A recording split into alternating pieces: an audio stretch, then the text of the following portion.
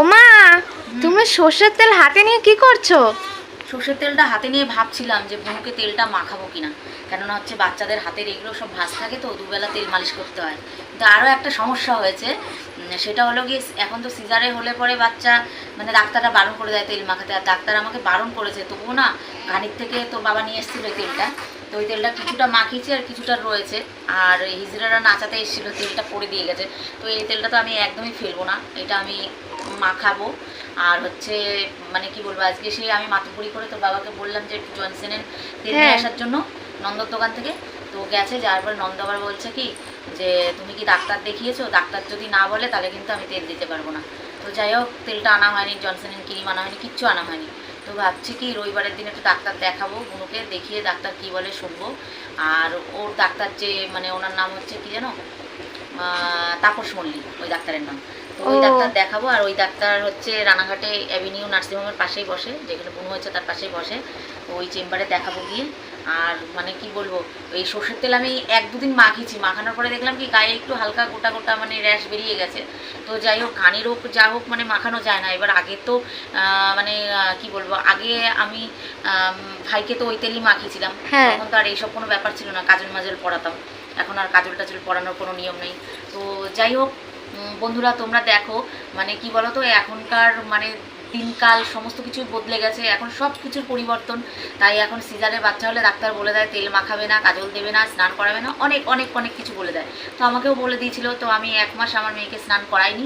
1 মাস পরে ওই 1 দিন বাদে বাদে একটু স্নান করাই, আর গা স্পঞ্জ করে দিই, কেননা ছোটো বাচ্চা তো এবার গরম তো লাগেই। তারপর পাউডার যা যা দিয়ে দেওয়ার দরকার দিয়ে দিই, কারণ কি বলো তো মানে এই সব জায়গাগুলো বাচ্চাদের পরিষ্কার করে দিতে হয়। যদি এই সব জায়গাগুলো পরিষ্কার না থাকে না, এখানে ঘাম জমে জমে ময়লা জমে জমে একটু ঘা হতে পারে, আর ঘা হলে তখন তো প্রচুর শরীর প্রচণ্ড ইয়ে লাগবে।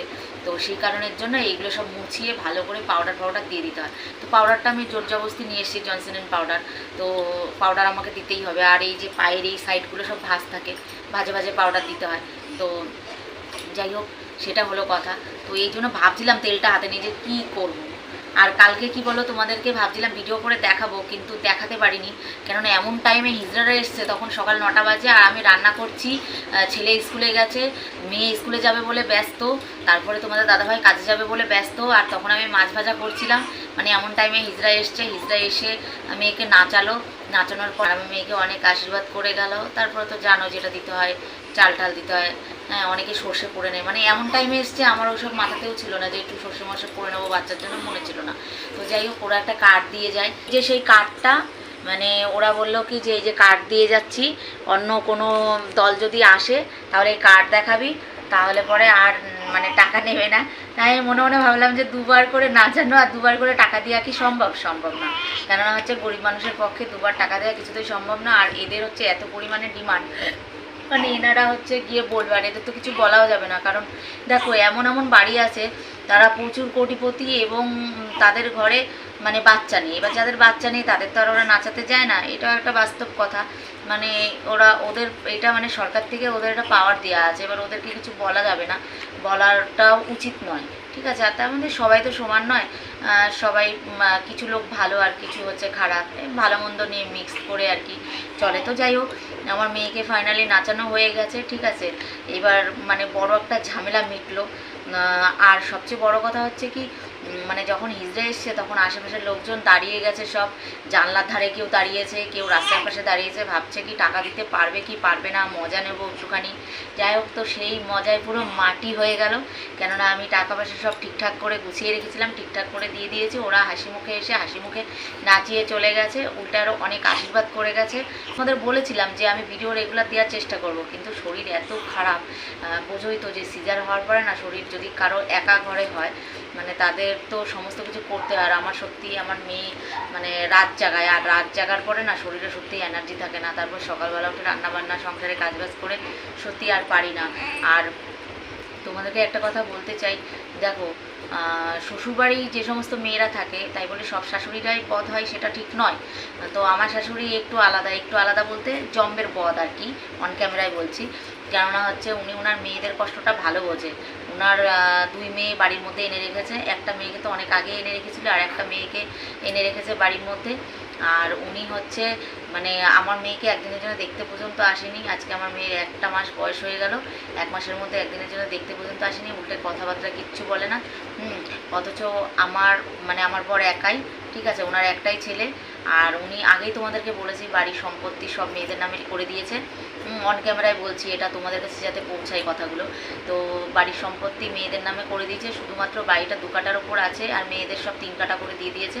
2 কাঠার ওপর আছে, উল্টে আরও নিচে পুরো মানে যে ঘরগুলো করা রয়েছে আমার শ্বশুরের, সে সমস্ত ঘরে উনি ওনার মেয়ে জামাইকে বসিয়ে রেখেছে। আর আমি এই ঘরটায় যে ভিডিও করছি, এই ঘরটা তোমাদের দাদাভাই অনেক কষ্ট করে করেছে, ঠিক আছে। যখন এই ঘরটা করেছে তখন ও রাজমিস্ত্রি কাজ করার বোঝে, তো রাজমিস্ত্রি কাজ করে মানে কটা টাকা হয়, আর যে টাকাটায় খাবো, কটা টাকা গুছাবো, এরকম তো হয় না, না। তো অনেক কষ্ট করে এই ঘরদোর করা হয়েছে, বিল্ডার্সের টাকা অল্প অল্প করে দিচ্ছি, এখনও পর্যন্ত বিল্ডার্সে অনেকগুলো টাকাই পাবে। তো উনি চাপ দেয় না, জানে আমার পরিস্থিতি, এই জন্য অল্প অল্প করে টাকাটা দিচ্ছি। তো যাই হোক, এখনও পর্যন্ত এই বাড়িতে এরকমভাবে উচ্চতি চলছে। উল্টে মানে আমার ছেলে মেয়ে বা আমরা যদি নিচে যাই তাহলে উকি মেরে দেখবে, গেটের সামনে জল ফেলে রাখবে, গেটের সামনে তরকারির খোসা ফেলে রাখবে, মানে যাওয়ার উপায় নেই। আর শনি মঙ্গলবার হলে পরে এমনভাবে রাত 10টার সময় ধুনো ধরাবে, মানে কি বলবো, ওঝাগিরি করবে, মানে ঘরে থাকতে দেবে না, লঙ্কা পোড়ানো, সর্ষে পোড়ানো, এগুলো কি ধরনের অত্যাচার, মানে মানসিক টর্চার করা হচ্ছে রীতিমতো। তো তোমাদের দাদাভাই ভালো বলে আমি কিছু বলি না, বা যার স্বামী ভালো, তো তার বউকে তো অনেক কিছু সহ্য করতে হয়। তো সংসার ভাঙাটা তো খুবই সহজ, করাটাই কঠিন, এটা সবাই জানে। তো আমি সংসার ভাঙতে চাই না বলে সহ্য করে যাচ্ছি, আমি দেখি না এর শেষটা কোথায় গিয়ে হয়। তো যাই হোক, আর ভিডিওটা বড় করতে পারছি না, শুনতেই পাচ্ছ তোমরা যে আমার সোনামোনা উঠে গেছে। তো ওকে আমি একটু কোলে নেবো, ওর খিদে পেয়েছে, অনেকক্ষণ খেয়েছে, 2 ঘন্টা হয়ে গেছে, ওকে একটু খাওয়াবো। তো আবারও একটা কথা বলছি, ভিডিওটা যদি ভালো লাগে তাহলে লাইক কমেন্ট করতে ভুলো না।